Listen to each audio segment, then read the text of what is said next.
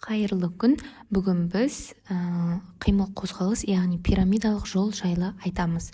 Пирамидалық жол өзінің бастауын гирус прецентралистегі 5-ші қабатындағы 5 жас жолдарынан бастап алынады. Ары қарай ол біздің бағанағы екі жолға бөлініп кетеді, яғни кортика нуклеарлы жол және де кортика спинальды жол деп аталынады. Кортика нуклеарлы ол біздегі бас ми нервіндегі ядроларға баратын болғандықтан нуклеус кортика нуклеарлы деп аталынады. Ал екінші жол біздегі кортика спиналды, ол жұлынға баратын болғандықтан кортика спинальды деп аталынып отырады. Яғни қазір біз кортика нуклеарлы жол туралы айтайық. Ол өзінің бастамасын бағанағы бет жасушаларынан алады. Ары қарай ішкі капсуласының алдыңғы тізесі арқылы өтеді. Одан кейін тура бағытта жүріп отырады. Бізде жалпы 100% нерв жасушалар бар дейтін болсақ, оның 85%-ы қарама-қарсы ортаңғы ми деңгейінде қарама-қарсы бетке өтіп, 3-ші және 4-ші нервтердің ядроларына барады. Қалған 15 бөлігі өзінің жолын тіке бағытта жалғастырады да көпірге өтеді. Көпірге өткен кезде дәл бағанағыдай қарама-қарсы бағытқа 85% жасушалар өтеді де 5-ші, 6-ші, 7-ші нервтің ядроларына барады. Бұл жерлерде бізде 7-ші нервтің ядросын төменгі бөлігін толық бағанағыдай 100% жасушалар сол нервтің ядросына барады. Ары қарай сақталған бөлімі бізде тіке бағытта жалғастыра отырып, сопақша ми деңгейінде 9, 10, 11, 12-ші нервтердің ядроларына барады.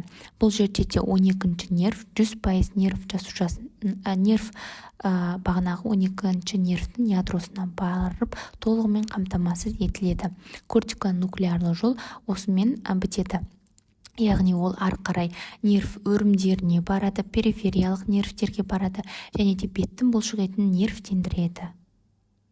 Келесі бізде кортика спинальды жол деп аталынады. Ол да дәл бағанағыдай бастамасын гирус прецентралистегі 5-ші қабатында жатқан бет жасушаларынан алады. Жалпы бет жасушалары қазір ғалымдардың анықталуы бойынша тек осы гирус прецентралисте ғана емес, басқа да бөлімдерде бар. Одан кейін ішкі капсуласының артқы аяғының 3/2 бөлімінен өтіп, тіке бағытта ортаңғы миға, одан кейін көпірге, сопақша миға барады. Сопақша мидан жұлынға өтетін аймақта 80% жасушалар қиылыс жасап, қарама-қарсы бағытқа өтеді де төмен қарай жүріп, біздегі жұлынның алдыңғы мүйізіне келеді.